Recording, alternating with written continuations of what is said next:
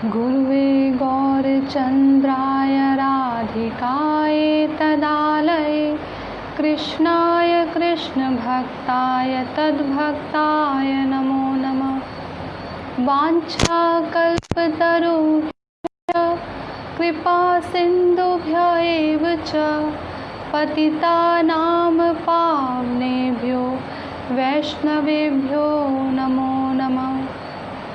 नमो महावदान्याय कृष्णप्रेमप्रदायते कृष्णाय कृष्णचैतन्यनाम्ने गौरतिषे नमः।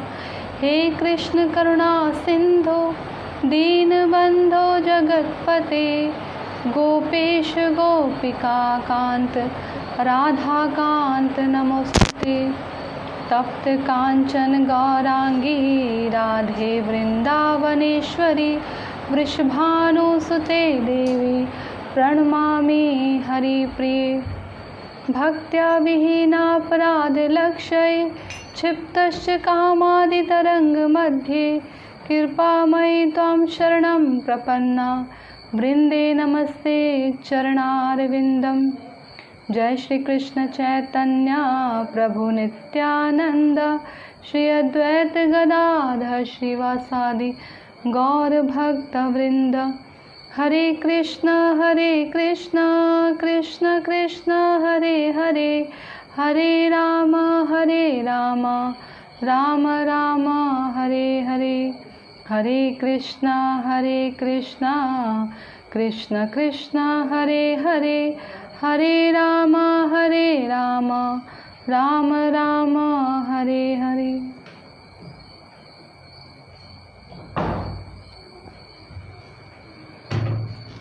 हरे कृष्णा। कैसे हैं आप सभी लोग? तो आइए एक बहुत सुंदर भजन हम करते हैं, भगवान के चरण कमलों में आत्मनिवेदन करते हैं। हरि हे दयाल मोरा जय राधानाथ। हरि हे दयाल मोरा जय राधानाथ। बार बार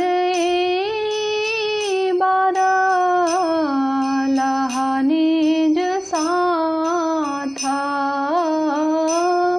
बार बार लह निज साथ। हरि हे दयाल मोरा जय राधानाथ। हरि हे दयाल मोरा जय राधानाथ। बाहु योनि भ्रमी नाथ लइनु शरण। बाहु योनि भ्रमी नाथ लइनु शरण। निज गुण कृपा कर अधम तारण। निज गुण कृपा कर अधम तारण। हरि हे दयाल मोरा जय राधानाथ। हरि हे दयाल मोरा जय राधानाथ। जगत कारण तुमी जगत जीवन। जगत कारण तुमी जगत जीवन। तुम छाड़ कार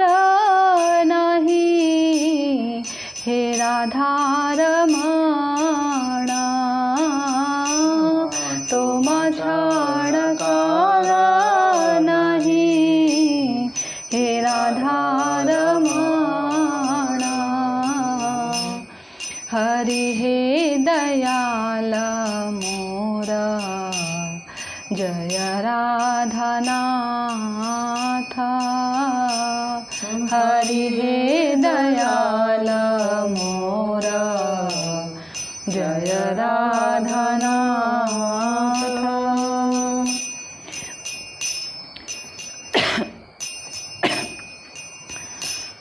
भुवन मंगला तुमी भुवनेर पति, भुवनेर मंगला तुमी भुवनेर पति, तुमी उपेक्षिले नाथा कि हाय बेगाती,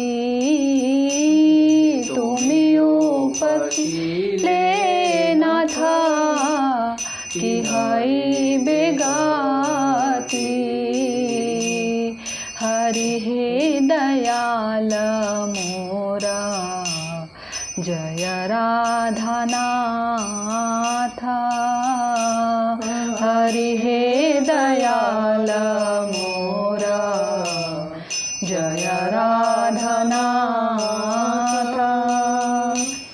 भाविया देखिनो ए जगत माझारे, भाविया देखिनो ए जगत माझारे, तोमा बिना के नहीं ए दासे उधारे, तोमा बिना के नहीं ए दासे उधारे। हरि हे दयाल मोरा जय राधानाथ। हरि हे दयाल मोरा जय राधानाथ। बार बार निज साथ, बार बार निज साथ। हरि हे दयाल मोरा जय राधानाथ। हरि हे दयाल मोरा जय राधानाथ। जय राधा गोपीनाथ, जय राधा गोपीनाथ, राधा गोपीनाथ जय राधा गोपीनाथ, जय राधा गोपीनाथ, जय राधा गोपीनाथ, राधा गोपीनाथ जय राधा गोपीनाथ। जय राधा गोविंद, जय राधा गोविंद, राधा गोविंद जय राधा गोविंद, जय राधा गोविंद, जय राधा गोविंद, राधा गोविंद जय राधा गोविंद। जय राधा मदन मोहन, जय राधा मदन मोहन, जय राधा मदन मोहन, जय राधा मदन मोहन, जय राधा मदन मोहन, जय राधा मदन मोहन, जय राधा मदन मोहन, जय राधा मदन मोहन। निताय गौरा हरि बोल, हरि बोल, हरि बोल, हरि बोल। हरि बोल,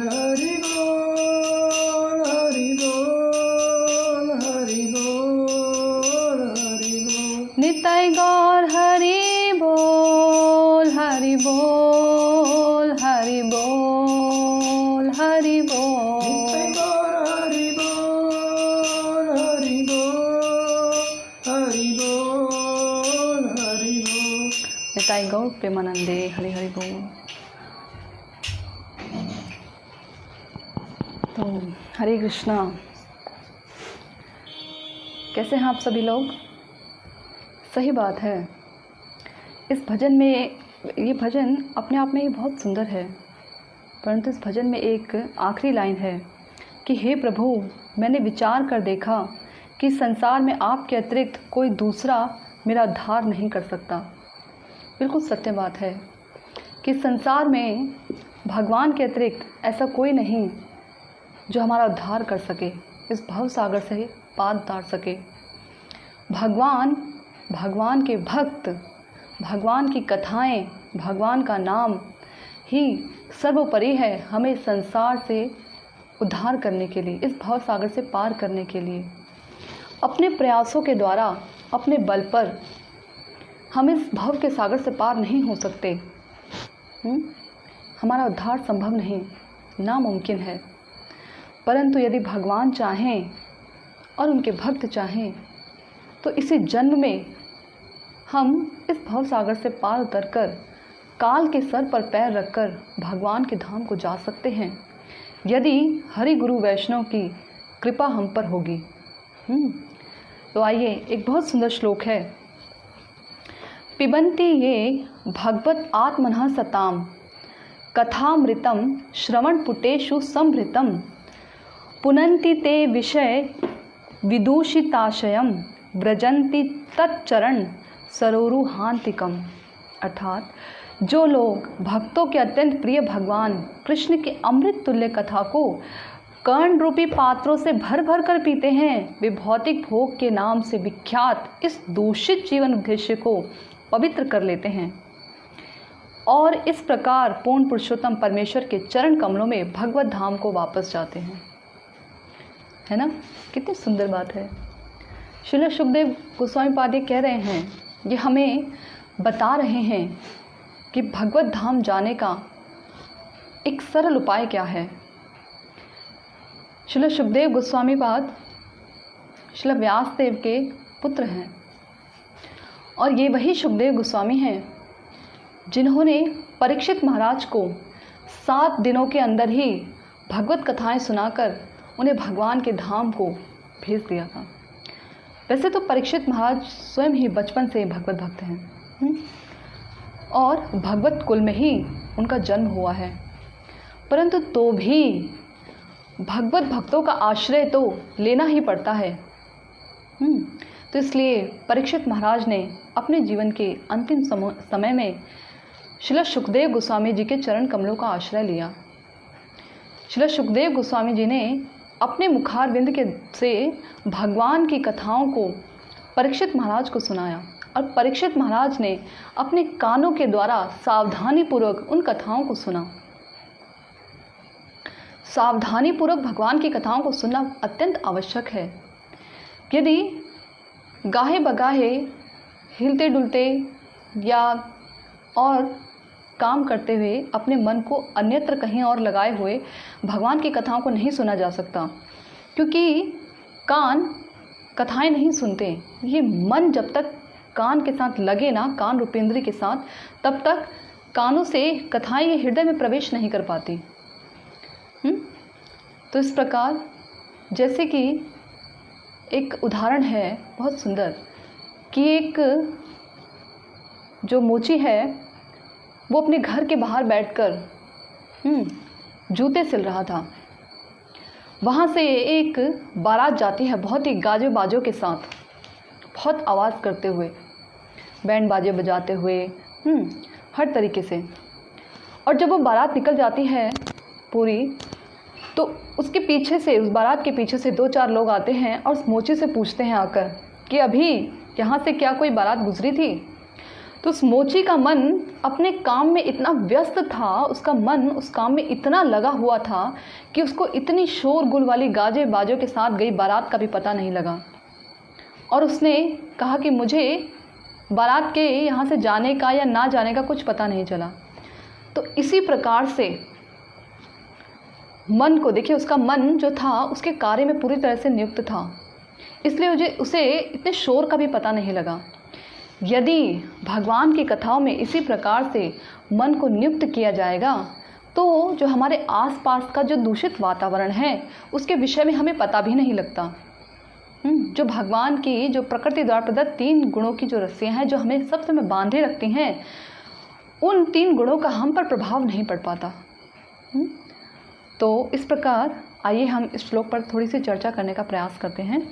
श्लोक है, जो लोग भक्तों के अत्यंत प्रिय भगवान कृष्ण की अमृत तुल्य कथा को कर्ण रूपी पात्रों से भर भर कर पीते हैं। देखिए यहाँ कहा है कि जो लोग भक्तों के अत्यंत प्रिय भगवान तो सबके प्रिय हो सकते हैं, लेकिन यहाँ पर सुखदेव गोस्वामी कह रहे हैं कि भक्तों के अत्यंत प्रिय भगवान हैं, यानी भगवान अपने भक्तों से अत्यंत प्रेम करते हैं और भक्त भी अपने भगवान से अत्यंत प्रेम करते हैं। भगवान एक जगह कहते हैं कि मेरे भक्त मेरे सिवा कुछ नहीं जानते और मैं भी अपने भक्तों के सिवा कुछ नहीं जानता। अहम भक्त पराधीनो, ऐसा भगवान कहते हैं कि मैं स्वतंत्र नहीं हूँ। यूँ तो भगवान को स्वतंत्र स्वराट कहा जाता है, परंतु भगवान यहाँ कह रहे हैं कि मैं स्वतंत्र नहीं हूँ, मैं तो पराधीन हूँ। किसके पराधीन? भक्तों के। अहम भक्त पराधीनो, मुझे भक्त अपने प्रेम रूपी रज्जु से बांध देते हैं। श्री बिल्वा मंगल ठाकुर जी कहते हैं कि मैंने आपको अपने प्रेम रूपी रज्जु से अपने हृदय की जो हृदय की जो कोठरी है, अंधकार में जो कोठरी है, उसमें बांध दिया है। वो अपनी कोठरी को अंधकार में ही क्यों कहते हैं? क्योंकि भक्त के अंदर एक गुण होता है कि वो उनके अंदर दीनता बहुत होती है, दैन्य स्वभाव के होते हैं। तो दीनता वश ये कह रहे हैं कि मेरा जो हृदय है वो अंधकारमय है और उस हृदय के अंदर मैंने आपको अपनी प्रेम रूपी रज्जु से बांध दिया है। आप उस कारागार से बाहर नहीं निकल सकते, मैंने आपको ऐसे कारागार में बंद किया हुआ है जो सभी भव बंधनों को तोड़ते हैं, छिन्न भिन्न कर देते हैं। लेकिन आप मैंने जो बंधन बांधा है, आपको प्रेम के बंधन से जो बांधा है, उस बंधन को आप नहीं तोड़ सकते। देखिए भगवान श्री कृष्ण कितने शक्तिशाली स्वतंत्र हैं, उन्हें कोई बांध नहीं सकता। परंतु उन्हीं श्री कृष्ण को, जिन्होंने न जाने कितने असुरों को हास परिहास में, खेल खेल में ऐसे ही मार दिया, वही श्री कृष्ण जिन्होंने 2 विशाल यमला अर्जुनों को थोड़े से जोर से ही गिरा दिया। बस बीच में से वो उखल लेकर गए थे उन 2 पेड़ों के और गिरा दिया। ऐसे श्री कृष्ण यशोदा मैया के द्वारा बांधी गई रस्सी को खोल नहीं पाए वो यशोदा मैया की रस्सी को। वो रस्सी मात्र केवल रेशम के धागों से नहीं बंधी थी, वो रस्सी तो यशोदा मैया के प्रेम से बनी थी।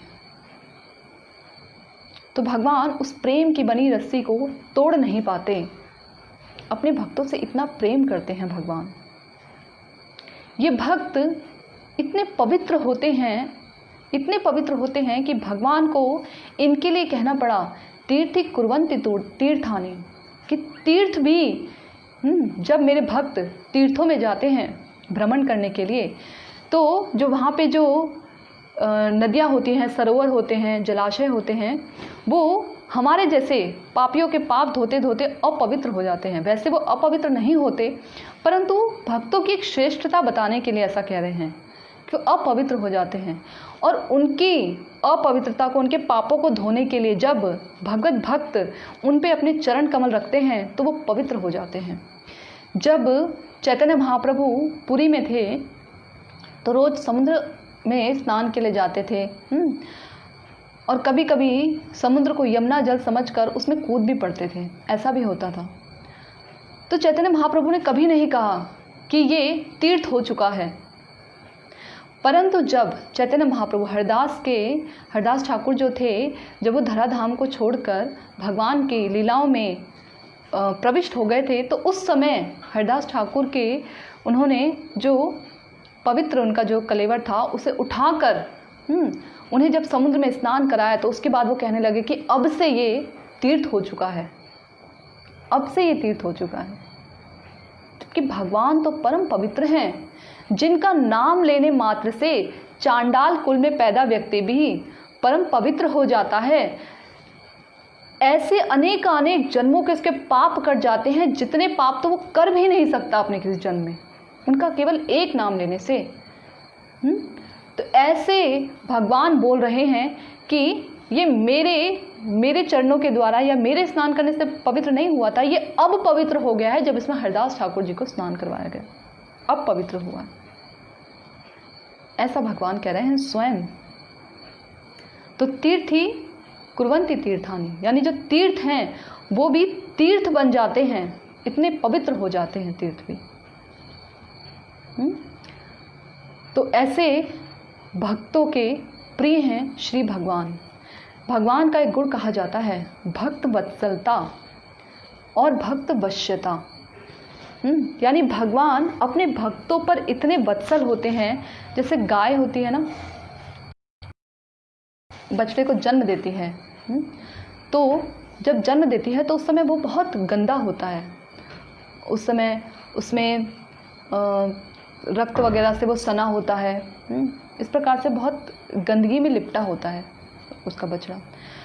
तो गाय किसी को ये नहीं कहती, अब अगर पालतू गाय है तो उसको उसका मालिक साफ कर सकता है, परंतु यदि गाय जो राह चलती गाय हैं, ऐसी हैं जो कि पालतू नहीं हैं, वो क्या करते हैं, वो अपनी जिह्वा के द्वारा, हाथों से तो साफ करेगी नहीं, अपनी जिह्वा से चाट चाट कर अपने बछड़े को साफ करती है, उसकी गंदगी को साफ करती है। किसी के आने का इंतज़ार नहीं करती कि कोई इसे साफ करेगा, ऐसा नहीं करती, स्वयं ही साफ करती है। इसी प्रकार से भगवान को भक्त वत्सल कहा गया है। वत्सल, जिस प्रकार गाय अपने वत्स को, अपने बछड़े को साफ करती है, किसी के आने का इंतज़ार नहीं करती, इसी प्रकार भी भगवान अपने भक्तों के हृदय के जो अनर्थ होते हैं, उनके जो अपराध होते हैं, उनको स्वयं साफ करते हैं अपनी कथाओं के द्वारा, अपने नाम के द्वारा, अपने भक्तों के प्रभाव के द्वारा स्वयं साफ करते हैं भगवान। किसी का इंतज़ार नहीं करते, या इस बात का इंतज़ार नहीं करते कि पहले जो है मेरा भक्त बहुत सारा ज्ञान इकट्ठा कर ले, बहुत सारी भक्ति कर ले, तब मैं देखूंगा कि इसको साफ करना। ऐसा नहीं है। जब कोई व्यक्ति ये अपने हृदय में ठान लेता है, सोच लेता है कि मैंने अब अपना मनुष्य जीवन जो अत्यंत दुर्लभ है इसको बर्बाद नहीं करना और भगवान की भक्ति में इसे लगाना है, तभी से भगवान उसके विषय में सोचना शुरू कर देते हैं कि किस प्रकार से इसके अनर्थों और अपराधों को दूर किया जाए, किस प्रकार से और मैं इसे भगवत भक्ति में दृढ़ करूं। इस प्रकार से भगवान सोचना शुरू कर देते थे कि भगवान हमारी कितनी केयर करते हैं, भगवान कितना ध्यान रखते हैं भगवान हमारा। भगवान चाहते नहीं कि हम इतना दुख भोगें इस संसार में, परंतु क्या करें, अगर भगवान जानबूझकर हस्तक्षेप करेंगे तो जीवात्मा की स्वतंत्रता नहीं रह जाएगी ना। ये नहीं कह सकते कि जीव स्वतंत्र है, चाहे अणु रूप में ही हो पर स्वतंत्र है, ऐसा नहीं हो सकता। भगवान हस्तक्षेप नहीं करते किसी के कार्य क्षेत्र में, कर सकते हैं परंतु करते नहीं हैं, क्योंकि अगर करेंगे तो फिर हम में और एक रोबोट में कोई अंतर नहीं रहेगा ना। अगर देखिए, प्रेम ऐसी वस्तु है जो ज़बरदस्ती नहीं कराई जा सकती,